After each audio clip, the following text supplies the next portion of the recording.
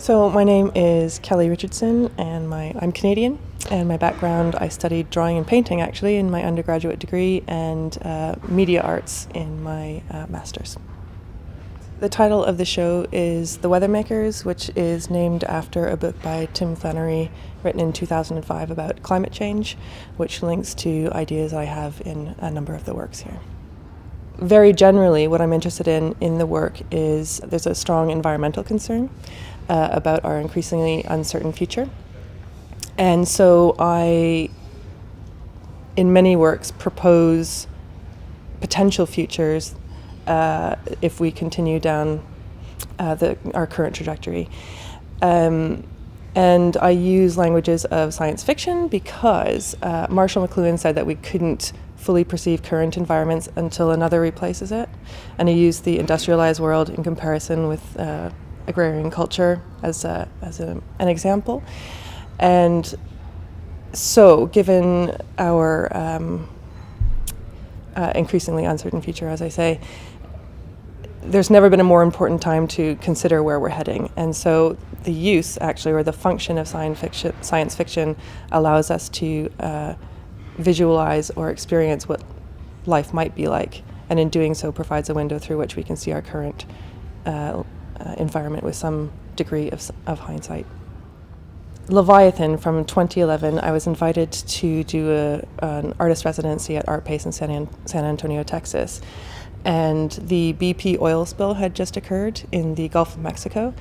And I wanted to do something with that, but I don't tend to deal with specific environmental catastrophes or events. Instead, I kind of work around those issues. So I wanted to do, with that idea, something about water contamination. And I found a site on the east side of Texas, in Uncertain, Texas, a little town called Uncertain, Texas, on Caddo Lake.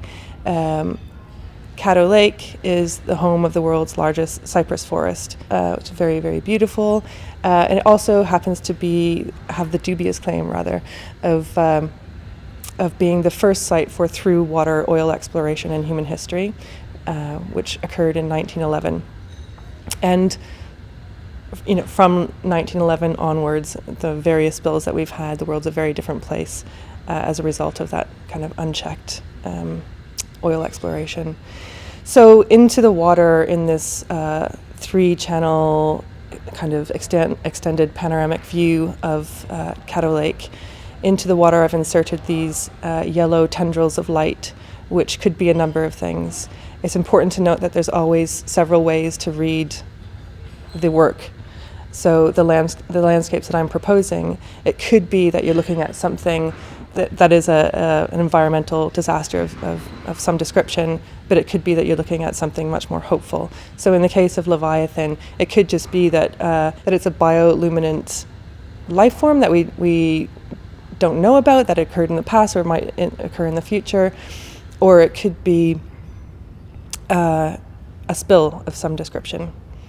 A number of the works, two, Leviathan and Orion Tide in the exhibition, have been produced from existing landscapes, so that they're actually both from West Texas and around that area. And then I've inserted digital effects to shift it into the landscapes or the future landscapes that I'm imagining. In the case of Mariner 9, which is a future vision of Mars 100, 200 years into the future, I could have gone to Arizona and filmed in Arizona and faked pretended that I was on Mars. But I found out that NASA had the topographical data for the planet and had released that to the public. So theoretically, I could bring that into a 3D program and recreate the lay of the land faithfully, so you really are experiencing Mars. And that's what I endeavored to do. So Mars, Mariner 9, unlike Leviathan and Orion Tide, is entirely generated digitally. Pillars of Dawn is a series that I've been working on since 2015, which feature landscapes and singular trees, which are entirely encrusted in crystals. And the crystals closely resemble galena, which is a form of lead sulfide, and a source of silver that we've been mining for hundreds of years and poisoning ourselves in the process. The idea of the prints actually came from a series of prints, Victorian prints that I have in my personal collection, which feature different places on Earth and also of Mars. And there's actually a lot of speculation within those prints as to what those locations look like. So, which reminded me of the process of me trying to visualize what certain scenarios might actually look like. And I wanted to, so the inspiration for the prints themselves actually came from these old Victorian prints. People are invited to come up with their own explanations for what they're looking at. I'm interested in the viewer themselves becoming the main character in these scenarios.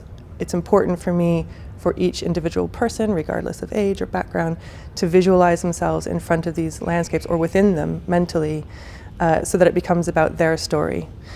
And I guess what I want people to take away from it is to question where we're heading and why.